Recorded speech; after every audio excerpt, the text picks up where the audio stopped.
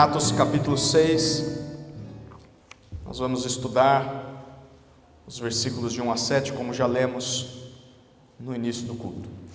Antes de nós realizarmos a leitura do texto, você já deve ter reparado, eu amo perguntas. E esse texto não pode ser estudado sem que nós façamos uma pergunta bem específica antes de estudá-lo. Pense bem nessa pergunta. Na verdade, pense bem na resposta. Você quer que a nossa igreja cresça? Você quer que a nossa igreja cresça? Você tem certeza disso? Antes de responder essa pergunta, nós precisamos descobrir o que acontece quando uma comunidade de pessoas cresce. O que acontece quando uma igreja cresce? Quais são os meios que Deus usa para fazer uma igreja crescer? Quais são os resultados de uma igreja aumentar em número? Esse texto de Atos 6 trata especificamente dessa questão. E só para vocês se situarem no livro de Atos, nós estamos bem no meio de dois eventos muito importantes na história da igreja. O primeiro evento é o crescimento da igreja. A igreja de Cristo estava crescendo em Jerusalém e estava ganhando almas para o Senhor. Desde o capítulo 2 de Atos, o número de crentes já aumentou para mais de 5.000 homens, sem contar mulheres e crianças. Imagine uma igreja, talvez com esse número, umas 15.000 pessoas. Esse é o primeiro evento, o crescimento da igreja. O segundo evento é a perseguição da igreja. Junto com o crescimento numérico, cresceram também os ataques contra a igreja.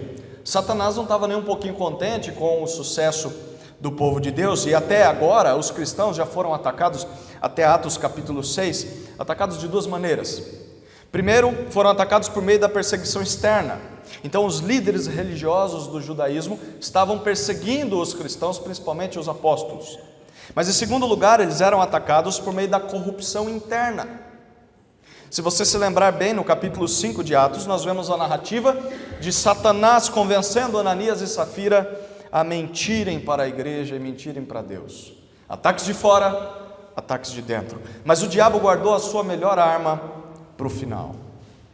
Esse texto que nós vamos ler e estudar narra o ataque mais inteligente de Satanás contra a igreja.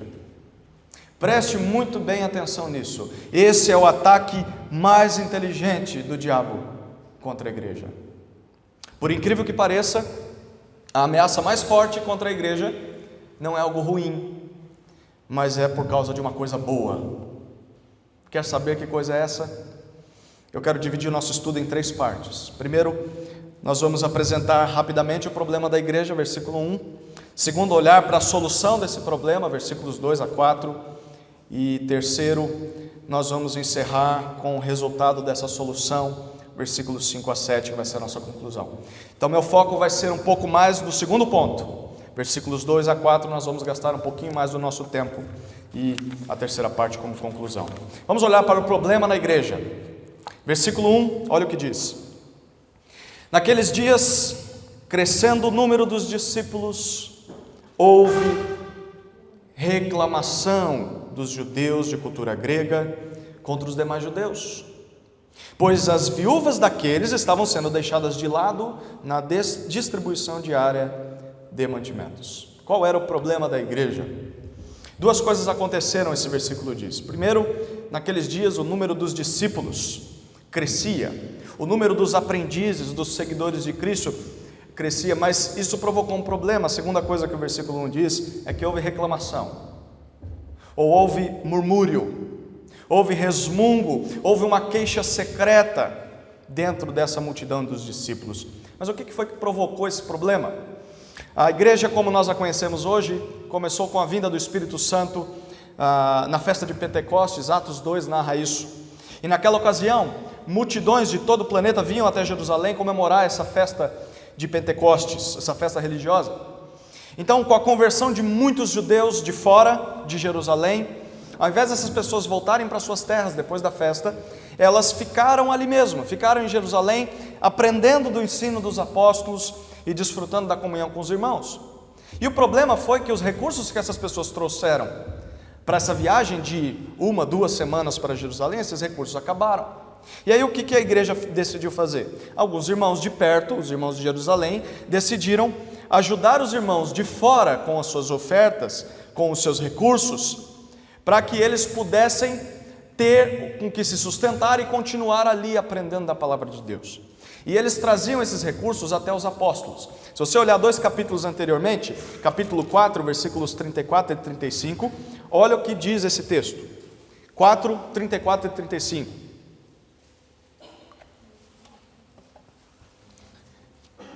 Pois não existia nenhum necessitado entre eles, porque todos os que possuíam terras ou casas, vendendo-as, traziam o valor do que vendiam e o depositavam aos pés dos apóstolos, e se repartia a qualquer um que tivesse necessidade. Então, era isso que as pessoas faziam, traziam até os apóstolos distribuíam para essas pessoas. Mas o tempo foi passando, e aqueles irmãos de longe decidiram morar ali, bem perto do restante da igreja, e alguns conseguiram emprego para se sustentar. Só que havia um grupo de pessoas que não conseguiriam emprego naquela época, mesmo que quisesse.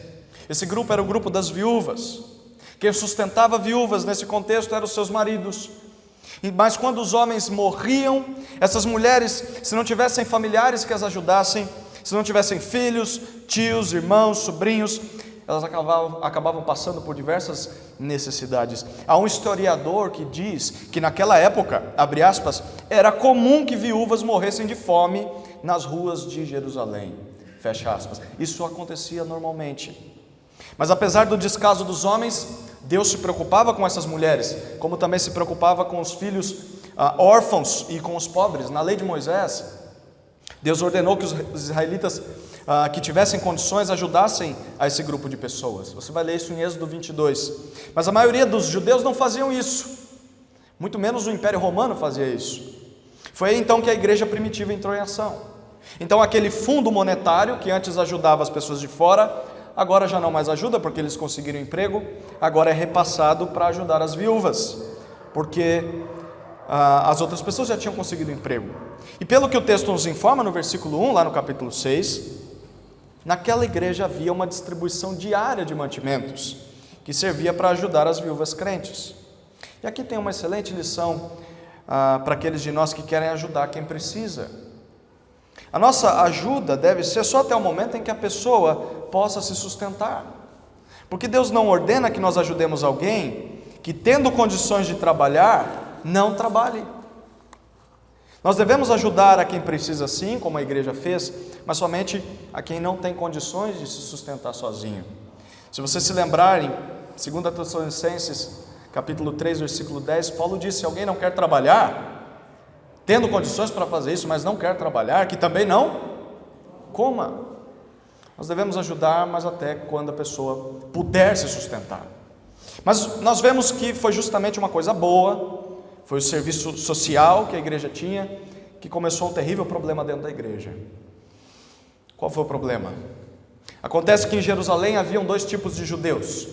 Nós tínhamos os judeus que nasceram em Jerusalém, e nós tínhamos os judeus que vieram de outras terras, que nasceram fora da terra santa para um judeu.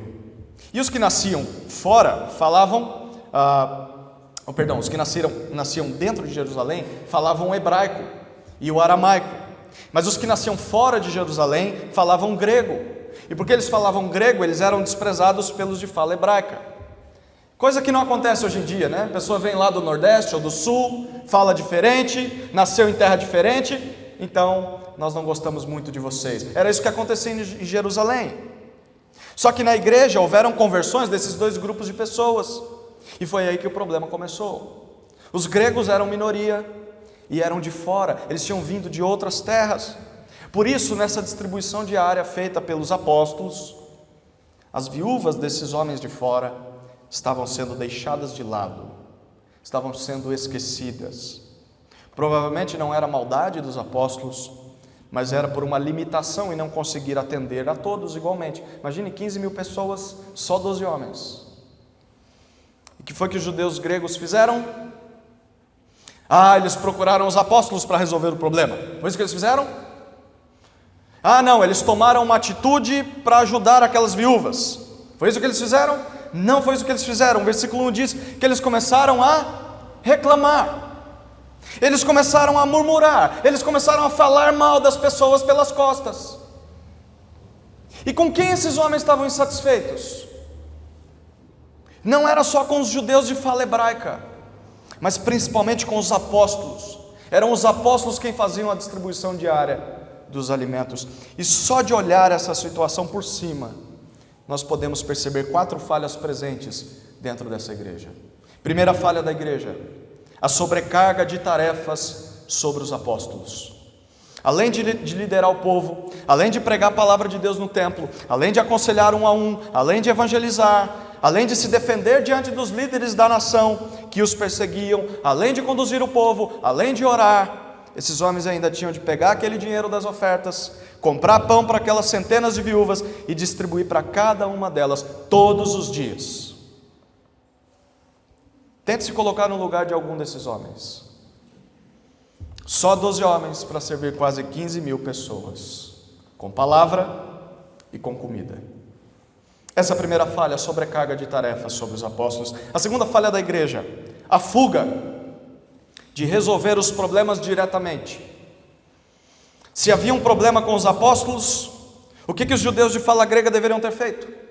Ido até os apóstolos e relatado o ocorrido para eles. Mas o que eles fizeram? Eles preferiram cometer o terceiro erro da igreja: reclamar ao invés de buscar solução para o problema. Era muito mais fácil falar mal dos apóstolos pelas costas e se fazer de vítima do que buscar esses homens e tentar consertar o problema. A palavrinha reclamação que você encontra na sua Bíblia é a mesma palavrinha usada para se referir à murmuração do povo de Israel no deserto. Eram bochichos, fofocas. Sabe aquele zum, zum, zum, que na verdade é silencioso, ele é escondido, mas ele acontece pelas costas. Mas a quarta falha da igreja, é que essa igreja não estava preparada para lidar com problemas. Os membros estavam mal acostumados a ter tudo na mão, e os apóstolos estavam totalmente atolados de serviço. E aquela igreja que estava crescendo cada vez mais, estava sendo ameaçada pelo próprio crescimento. Só com base nesse versículo nós podemos aprender muito sobre como nós devemos nos posicionar diante do crescimento de igreja. A primeira lição é que nós devemos ajudar aqueles que precisam de ajuda. Muitos de nós têm condições de se manter e de sustentar a própria família, mas nós não podemos pensar só em nós mesmos. Nós precisamos olhar para os lados, estar atento às necessidades daqueles que se achegam a Cristo, porque há pessoas que não têm como se sustentar, não porque não querem se sustentar, mas porque não podem, seja talvez por motivo de doença, por invalidez, por viuvez, talvez um acidente, falência. Nós precisamos socorrer os necessitados, tanto dentro da igreja quanto os de fora. Deus se preocupa com eles, mesmo que não sejam crentes. É o nosso papel. Deus deseja que nós sejamos instrumentos nas mãos dele para abençoar quem precisa. Mas uma segunda lição que esse versículo nos ensina é que nós precisamos saber que com a diversidade e aumento da igreja, problemas acontecerão. Com a diversidade de diversos, tá? Não de dificuldades. E com o aumento da igreja, problemas acontecerão. Todos nós somos pecadores, sim ou não? E o que você espera de pecadores? Pecado. É isso que nós devemos esperar de pecadores. Apesar de lutarmos contra a nossa velha natureza, o pecado sempre vai causar problemas dentro da igreja. E às vezes Satanás não precisa fazer nada para atacar a igreja. A própria igreja se ataca, porque a igreja é constituída de pecadores. Pecadores em busca de santificação, mas ainda pecadores. Por essa razão, nós precisamos estar preparados para enfrentar esses problemas, porque esses problemas virão, mais cedo ou mais tarde, mas eles virão. Então eu quero te desafiar a se preparar para eles. Não ache que a vida de igreja é só um mar de rosas. Saiba que você vai se decepcionar com muitas pessoas, principalmente com o seu pastor, com os seus pastores. Mas também saiba que você também decepcionará as pessoas, porque você é um pecador também. Então não olhe para as pessoas, porque as pessoas falham. Olhe para Cristo, porque Cristo nunca vai falhar com você. A terceira lição que nós aprendemos nesse versículo é que nós não podemos reagir aos problemas com reclamação. Não podemos. O murmúrio, ele não é capaz de resolver problemas. O murmúrio só aumenta os problemas. Por isso, se guarde para não falar mal de alguém pelas costas, ou para comentar os defeitos de uma pessoa, as falhas de uma pessoa, sem antes procurar essa pessoa e se dispor a ajudá-la. É muito fácil nós falarmos, mas fulano fala errado, mas fulano cometeu um erro aqui, mas nós muitas vezes não estamos dispostos a chegar no fulano e dizer isso para o fulano, e dizer: meu querido, eu quero te ajudar, eu também sou um pecador que precisa de ajuda, vamos caminhar juntos. Não crie mais um problema, mas seja você mesmo a solução para o problema. Quarta lição: nós precisamos buscar resolver os nossos problemas face a face, olho no olho. Conversas paralelas, olhares maldosos, bochichos escondidos nunca vão ser eficazes, tanto quanto uma conversa franca, uma conversa sincera com quem nós julgamos ter algum problema. A velha e boa conversa face a face continua sendo o meio de Deus para resolver problemas dentro de seu povo. Busque isso, olho no olho, conversa face a face. Qual foi a solução dos apóstolos a esse problema? Versículos 2 a 4. Vamos ler o texto. Versículos 2 a 4.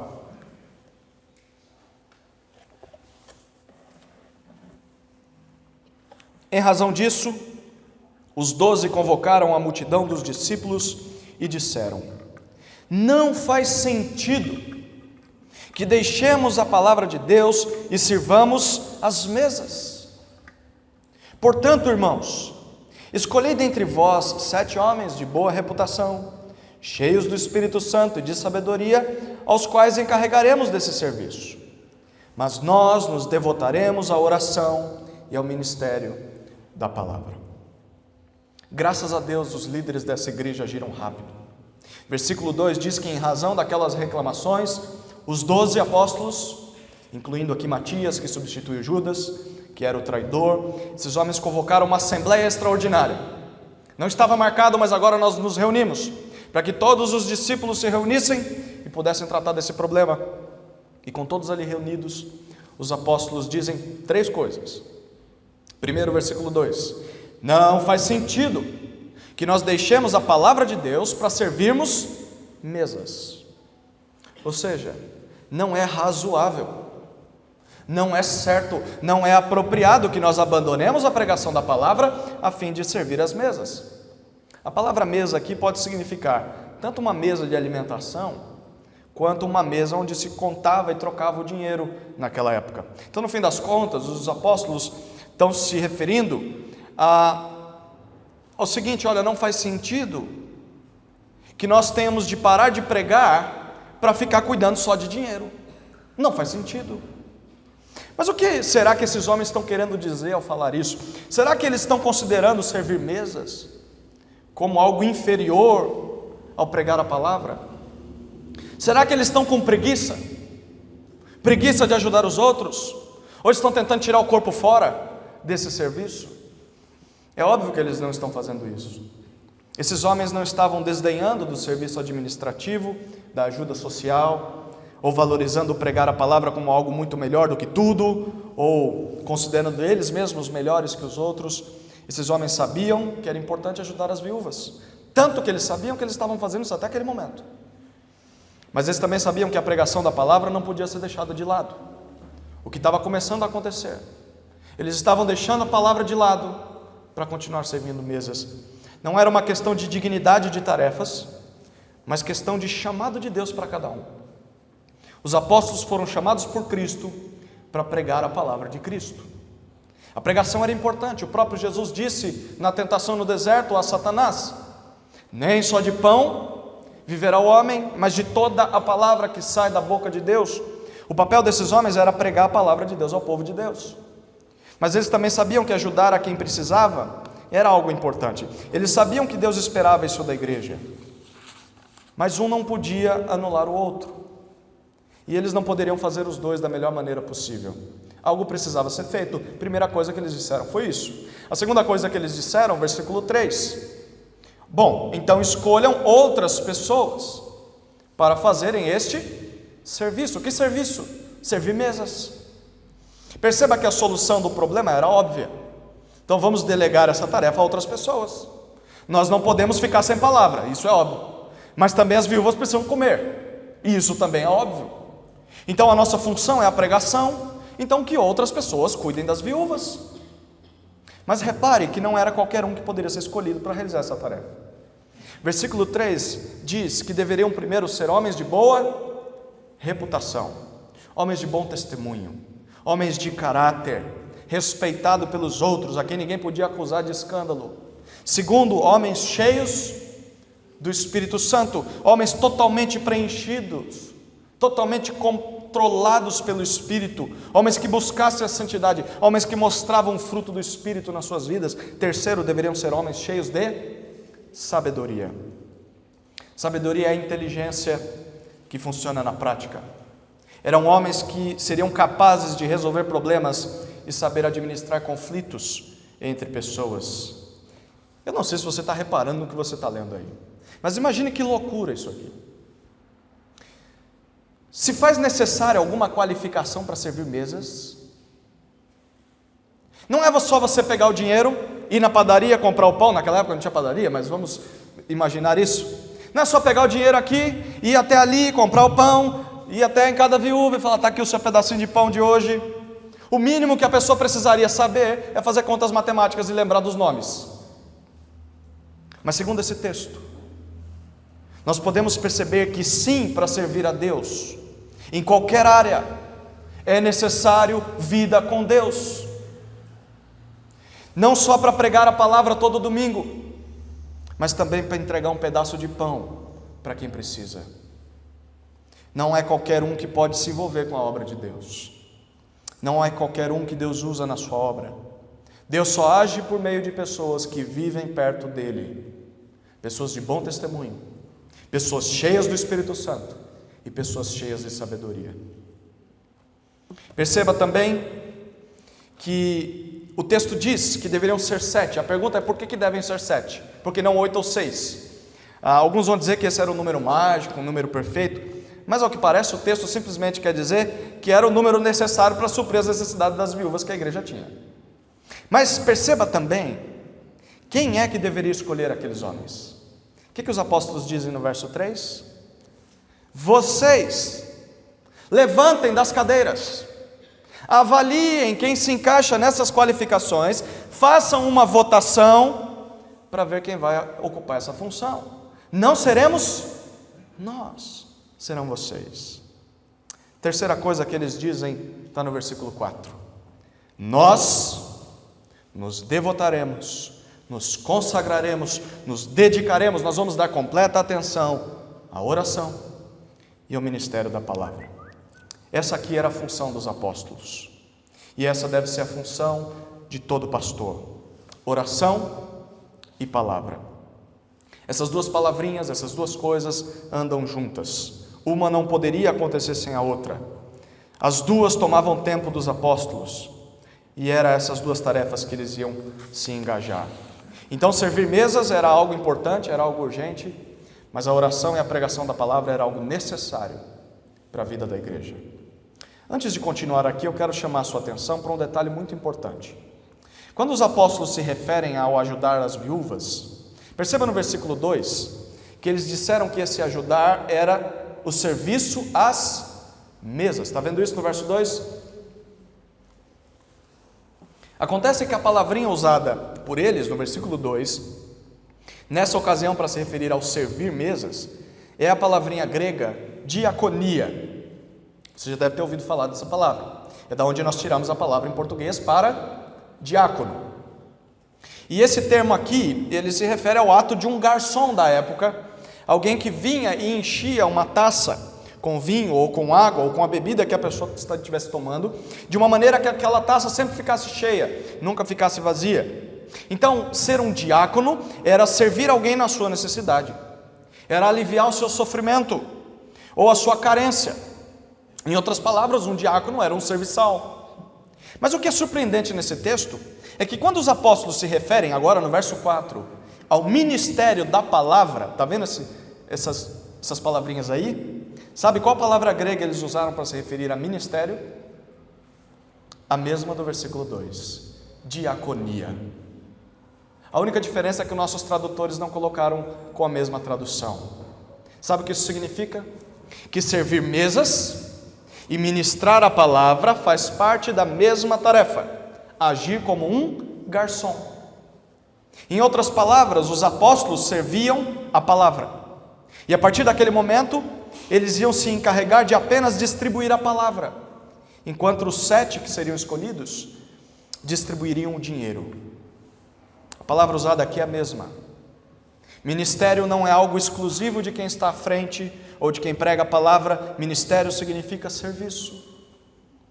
O pregador é um servo, é um ministro da palavra, o ministro das necessidades espirituais do povo, enquanto que quem ajuda quem precisa é um ministro, é um servo das mesas, das necessidades físicas.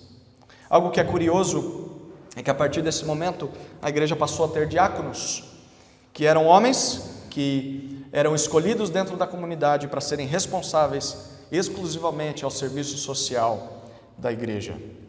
Tem um autor já falecido, um pastor britânico chamado John Stott.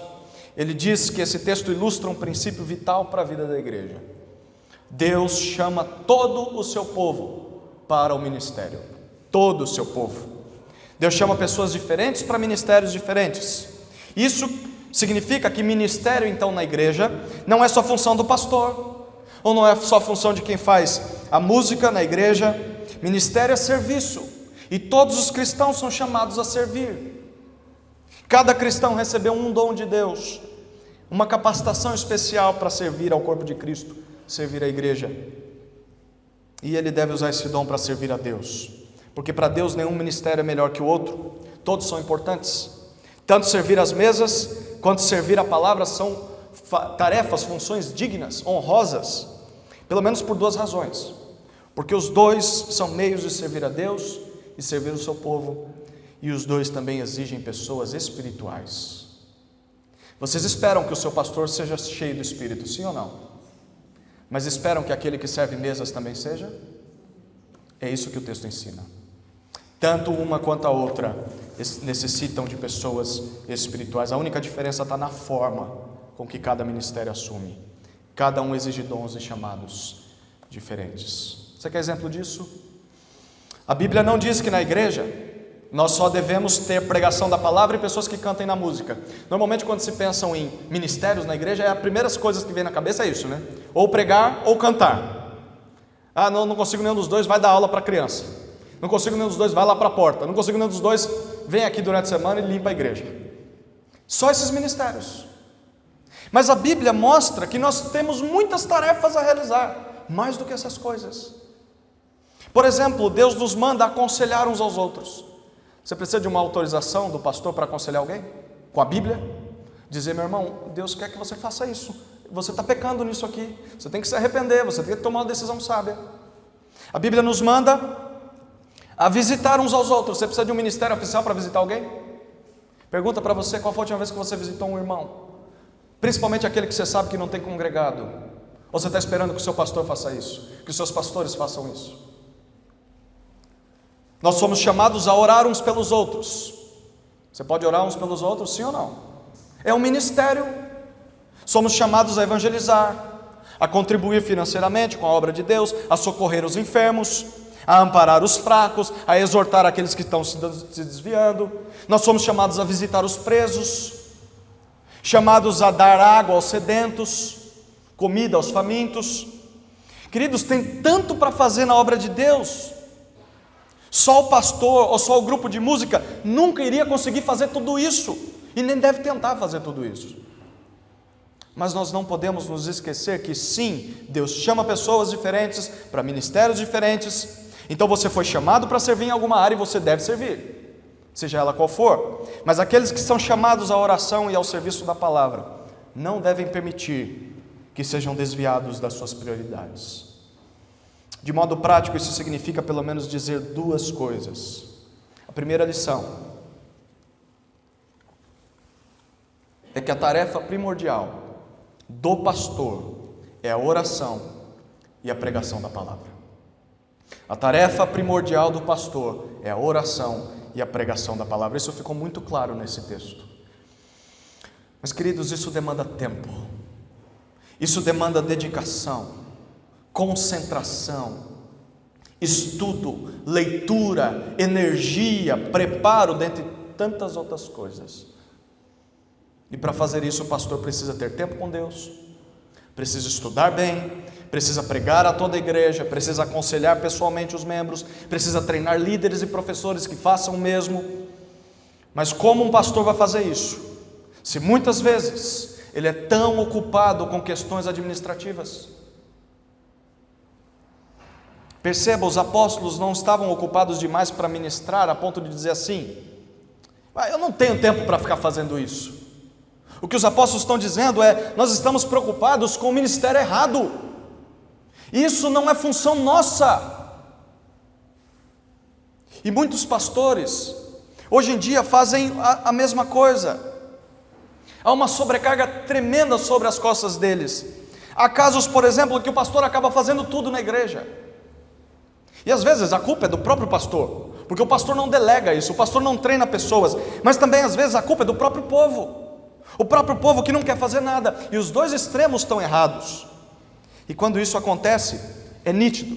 O nível de pregação e do ensino cai. E por que cai? Porque o pastor está se ocupando com outras coisas. Porque essas pessoas estão esperando que o pastor esteja lá na escola, evangelizando na escola, que o pastor esteja fazendo um trabalho social, que o pastor esteja subindo e trocando lâmpadas. Eu não estou vendo meu pastor trabalhando. É por isso que o ensino vai cair. E os demais cristãos, quando isso acontece, os demais cristãos não servem. Por quê? Porque o pastor faz tudo. É só ele que faz, então para que eu vou fazer? Tem alguém que faça. Por isso nós precisamos compreender que o papel de um pastor é a oração e o ministério da palavra. Isso é importante, porque há aquela ideia. Às vezes acontece comigo e com o Samuel. Normalmente nós temos toda manhã, nós separamos uma hora para trabalharmos um texto em que nós vamos pregar, ou na quarta-feira, ou no sábado, ou no domingo, e nós separamos aquele tempo para estudar o texto e orar pelo texto, e orar pela vida da igreja, por aqueles que vão ouvir o texto. É muito comum nós estarmos ali sentados conversando, ou simplesmente abaixando a cabeça e orando. E é muito comum que pessoas cheguem, tem uma ilustração, eu não vou condenar ninguém, mas eu vou usar a ilustração. As pessoas veem o pastor, se ele está orando, ou se ele passa horas diante de livros. Mas o pastor não está produzindo nada? O pastor não está fazendo nada de útil? Tem uma ilustração que mostra isso muito claramente. A secretária da igreja recebeu uma ligação, alguém queria falar com o pastor, aí perguntou: o pastor está ocupado? Aí essa secretária saiu do seu lugar, foi lá na sala do pastor, viu que o pastor estava de cabeça baixa, ajoelhado e estava orando. Aí ela voltou para o telefone e disse: não, pode vir, o pastor não está fazendo nada não, ele só está orando. Gente, segundo esse texto, oração é trabalho. Oração é uma das duas tarefas do pastor. Então, se os seus pastores não forem homens de oração, a palavra não vai ter virtude nenhuma nas suas bocas. Cobrem de nós uma vida de oração. Mas tem uma segunda ilustração, como aquela história de um irmãozinho que sai para trabalhar pela manhã, e aí ele passa pela casa do pastor, pelo gabinete pastoral, e ele vê o pastor sentado à mesa estudando. Ele está ali com uma Bíblia aberta, com um livro aberto, e aí ele diz para o pastor: pastor, só descansando, né, pastor? Aí o pastor responde: não, meu irmão, eu estou trabalhando. Aí esse irmãozinho vai para o trabalho, e pela tarde ele volta, e aí ele vê e encontra o pastor na casa dele capinando o quintal. Aí ele diz: trabalhando agora, né, pastor? O pastor responde: não, meu irmão, agora eu estou descansando. Queridos, o trabalho de um pastor é o estudo e o ensino da palavra. Cobrem de nós, não se nós estamos capinando. É óbvio que isso é bom, mas cobrem de nós uma vida de estudo e preparo nas Escrituras. Por isso nós precisamos tirar de nós aquela imagem de que pastor, desculpe o termo, o pastor é um vagabundo. Só porque o pastor não pega no pesado. Orar e estudar dá trabalho. Um bom sermão bíblico, ele não é feito como um macarrão instantâneo que você põe no micro-ondas e em 3 minutos está feito. Para pregar para vocês aqui 50 minutos, eu posso dizer que nós gastamos no mínimo 15 horas de leitura, de preparo, para preparar uma mensagem. Se nós temos pastores assim, nós precisamos evitar ao máximo sobrecarregá-los com outras funções, e não esperar nada mais deles do que a sua função primordial. Sua tarefa é oração e palavra. Garantir um ambiente ideal para que isso aconteça, seja a área financeira, seja a área acadêmica. Já pensou em dar livro para os seus pastores? Já pensou em mandá-los para congressos, conferências, para que eles aprendam mais? Porque esse é o trabalho deles. Dar tempo de preparo, ajudar a avaliar o sermão. Hoje tem algumas pessoas me avaliando aí. Orar pelo seu pastor. E quanto ao pastor também, tem tarefa para ele, cabe a ele ensinar bem, estudar bem, orar muito e delegar tarefa aos outros, descentralizando as tarefas da igreja. Queridos, que durante a semana vocês nos encontrem e perguntem: estão orando? Estão estudando? Esse é o seu trabalho. Um homem de Deus chamado Dwight Moody dizia o seguinte: é melhor colocar 10 homens para trabalhar do que tentar fazer o trabalho de 10 homens. Um pastor e líder precisa sempre se lembrar disso. Essa é a primeira lição. A tarefa primordial do pastor é a oração e a pregação da palavra. Mas uma segunda lição desse bloco, que é o maior, lembre-se disso. O terceiro ponto do sermão vai ser mais curto. Mas a segunda lição desse bloco é que, como igreja, nós precisamos compreender o papel bíblico de um diácono. É claro que o texto não está tratando especificamente dos diáconos, mas a ideia dele surgiu a partir dessa passagem. Eu digo isso porque hoje em dia há uma má compreensão do que é ser diácono. Nós não temos diáconos oficiais na nossa igreja, mas diácono, segundo a Bíblia, é um serviçal. Diácono é um mordomo, diácono é um garçom. Há um costume nas igrejas batistas de que o diácono ele é o líder, ele manda no negócio. Mas segundo a Escritura, diaconia não é apenas um cargo de status, em que o camarada põe uma gravata e diz: "Oh, eu sou diácono da igreja". Ser diácono principalmente é um cargo de serviço braçal. Por isso, diácono que não serve, automaticamente não é diácono. Um outro problema que surge quando nós não entendemos esse conceito é que nós tendemos a achar que pregar é mais honroso que servir mesas. Mas não é. Queridos, na igreja não há hierarquia de importância entre o pastor e entre o diácono. Os dois são importantes, mas não são concorrentes. Nós não devemos pensar que só há utilidade na igreja para aqueles que aparecem todo domingo à vista de todos. Todo serviço é ministério. Todo ministério é importante para Deus. Uma terceira lição, é o mais importante, é que nós precisamos nos lembrar que para servir em qualquer área, é necessário ter vida com Deus. Nós não podemos separar os dois.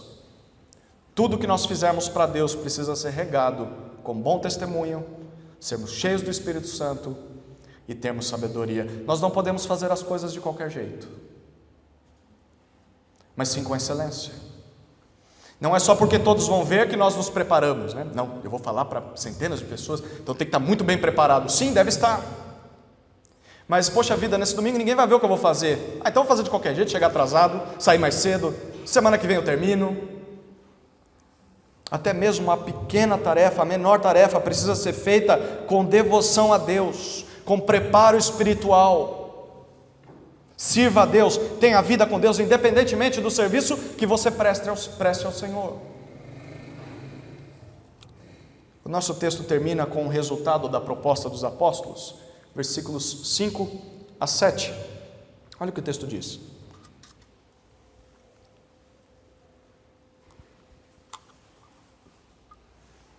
A proposta agradou a todos, e elegeram Estevão, homem cheio de fé e do Espírito Santo, Filipe, Prócoro, Nicanor, Timão, Pármenas e Nicolau, prosélito de Antioquia, e os apresentaram perante os apóstolos, os quais, depois de orar, impuseram-lhes as mãos. E a palavra de Deus era divulgada, de modo que o número dos discípulos em Jerusalém se multiplicava muito, e vários sacerdotes obedeciam à fé. 2 resultados dessa proposta aconteceram. Primeiro resultado, versículos 5 e 6. A igreja escolheu e aprovou esses 7 homens. Versículo 5 nós lemos que essa proposta agradou a todos. E a igreja elegeu 7 homens de bom testemunho, cheios do Espírito, cheios de sabedoria. Nós temos Estevão, Filipe, Prócoro, Nicanor, Timão, Pármenas e Nicolau. E o versículo 6 nos diz que eles foram apresentados aos apóstolos, e os apóstolos oraram e lhes impuseram as mãos. A ideia aqui, colocaram as mãos sobre suas cabeças. Mas para que servia essa imposição de mãos? Será que era para dar algum tipo de poder espiritual para eles? Com certeza não, porque o texto já diz que eles eram cheios do Espírito. Eles foram escolhidos por já serem cheios do Espírito. Então é bem provável que esse gesto significasse um reconhecimento público, uma autorização para que eles servissem naquele ministério de maneira oficial. Isso era o que acontecia com os homens de Deus no Antigo Testamento. Os líderes impunham as mãos sobre eles para autorizar essas pessoas a servirem no ministério, como se aquela pessoa representasse aquela função, aqueles líderes naquela função. Outra coisa que é interessante é que isso você não percebe na leitura, na língua em português, mas os 7 nomes escolhidos são 7 nomes de língua grega. Isso é importante, porque lembra quem é que começou o murmúrio lá no versículo 1? Os judeus de fala grega, aqueles que tinham vindo de fora. E sabe quem é que vai servir para resolver o problema? Os gregos que estavam murmurando. Isso nos mostra que quando nós vemos um problema surgindo, é Deus nos mostrando que nós mesmos somos a solução deste problema. Você vê coisas erradas na igreja? Não precisa levantar a mão, eu sei que todo mundo vê. Você é a solução para o problema. Deus está levantando você para resolver. Põe a mão na massa. Pare de murmurar. Mas o que é legal também é que a maioria, e isso é fantástico, a maioria, quem era a maioria na igreja de Jerusalém? Eram os de fala grega ou os de fala hebraica? Os de fala hebraica. E quem é que escolhe os gregos? A maioria, os de fala hebraica. O Espírito Santo tinha acalmado aquela briga e tinha produzido paz entre os dois povos. Deus derrubou a primeira barreira que se levantou dentro da igreja, com unidade e com paz. Segundo resultado, verso 7, a palavra de Deus foi pregada e a igreja cresceu mais ainda. O texto diz que a palavra de Deus era divulgada, e é interessante isso. Não era a igreja que crescia, o texto diz que é a palavra que crescia. A palavra que aumentava, a palavra que se espalhava, e esse crescimento de pregação pode ser visto no fato de que o número dos discípulos se multiplicava muito. E o que é impressionante é que um grande número de sacerdotes eram aqueles que serviam no templo judaico, aquelas pessoas que não aceitavam o evangelho, tinham perseguido a igreja, eles estavam obedecendo à fé, eles estavam se submetendo, eles estavam ouvindo a fé cristã.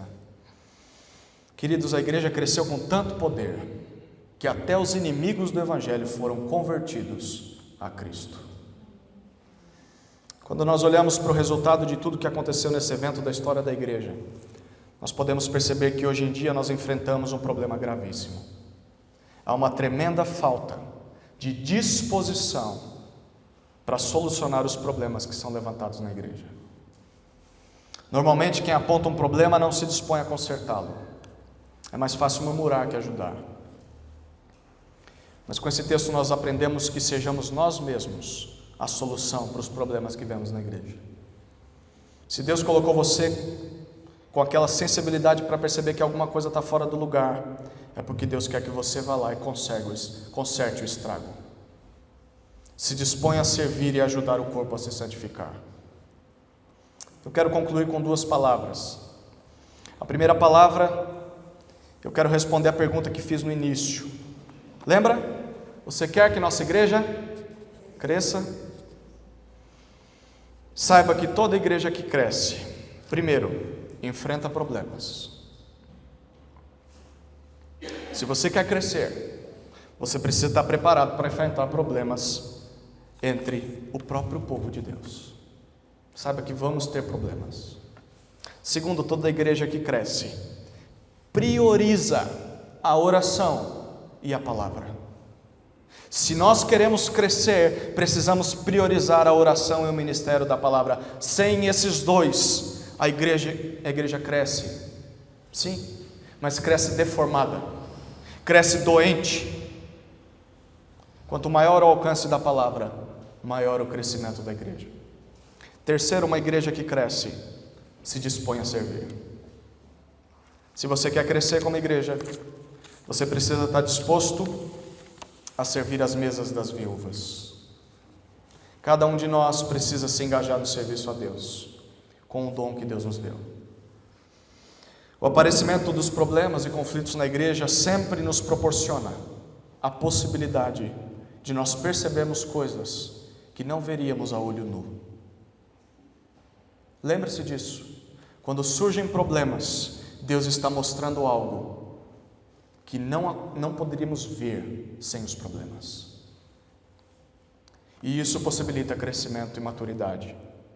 Sem contar que nós podemos solucionar todo e qualquer conflito com a condução e a aprovação de Deus. A minha segunda palavra de conclusão é que eu quero encerrar esse estudo dizendo como ele se relaciona com a pessoa do nosso Senhor Jesus Cristo. Primeiro, esse texto aponta para Jesus, porque Jesus é aquele que verdadeiramente ajudou os necessitados. O ser mais rico do universo abriu mão da sua glória para se fazer homem e morrer no nosso lugar. 2 Coríntios 8:9 diz: pois conheceis a graça de nosso Senhor Jesus Cristo, que sendo rico, tornou-se pobre por vossa causa, para que fosseis enriquecidos por sua pobreza. Jesus não só dividiu sua riqueza conosco, Jesus ficou pobre para que nós pudéssemos ser ricos. Ele nos deu o melhor que Ele tinha, Ele nos deu a sua própria vida para que nós pudéssemos viver. Ele sofreu para que pudéssemos ser salvos, e não há doação maior do que esta. E não é riqueza física, mas é riqueza espiritual. Segundo, esse texto tem a ver com Jesus, porque na igreja nós precisamos lembrar que só não haverá murmuração quando todos nós olharmos juntos para Cristo. Quando Cristo é a nossa causa, as pequenas coisas são resolvidas. Quando nós olhamos para Cristo e confiamos só em Cristo, nós não vamos nos decepcionar com as pessoas. Porque mesmo que elas pequem, nós não estamos criando expectativas nas pessoas, nós estamos criando expectativas no nosso Senhor. Terceiro lugar, e o mais importante, é necessário sabermos que Jesus Cristo cumpre cada um desses papéis apresentados nesse texto. A vida e o ministério de Cristo foi de alguém que priorizou a oração e o ministério da palavra. Em vários momentos na história de Cristo, nós vemos que Jesus saía de madrugada para orar, para falar com Deus. Mas também a prioridade de Jesus, Marcos 1 diz isso, quando os discípulos chegam e falam: Jesus, tem um monte de gente precisando de cura, um monte de gente doente, cheio de demônio, vamos lá, o senhor precisa resolver esse BO, o senhor tem que resolver esse problema. Jesus diz em Marcos 1:38, vamos a outros lugares, aos povoados vizinhos, para que também eu pregue ali, pois foi para isso que eu vim. Jesus curava, Jesus expulsava demônios por misericórdia, mas não era a missão principal dele. Jesus veio a esse mundo para orar e ser um pregador da palavra. Mas o que é fantástico é que ao mesmo tempo Jesus serviu mesas. Jesus lavou os pés dos discípulos. Jesus veio para entregar sua vida por nós. Ele mesmo disse: pois o próprio Filho do Homem não veio para ser servido, mas para servir e dar a sua vida em resgate por muitos. Jesus foi o diácono perfeito. E o que tudo isso significa? Significa que Jesus Cristo é o pastor perfeito da igreja. Saiba disso. Jesus não para de orar por você, não para de orar por nós. Jesus não para de nos ensinar o tempo todo pela palavra. e ao mesmo tempo Jesus nos serve em amor. Então, mesmo que os seus líderes humanos falhem, mesmo que os seus pastores falhem em orar por você, em pregar a palavra a você, Jesus cumpre cabalmente esse ministério. E Jesus faz isso para nos capacitar a sermos como Ele. Não é impossível nós vivermos dessa maneira. É isso que Jesus disse: vocês me chamam mestre e Senhor, e fazem bem porque eu sou. Mas se eu que sou mestre e Senhor servir vocês, vocês devem fazer o mesmo uns aos outros. Queridos, não só aqueles de nós que são líderes devem imitar a Jesus, mas todos nós como cristãos. E que essa imitação cause o crescimento da palavra de Deus, e que o crescimento da palavra de Deus produza o crescimento da igreja para a glória do Senhor.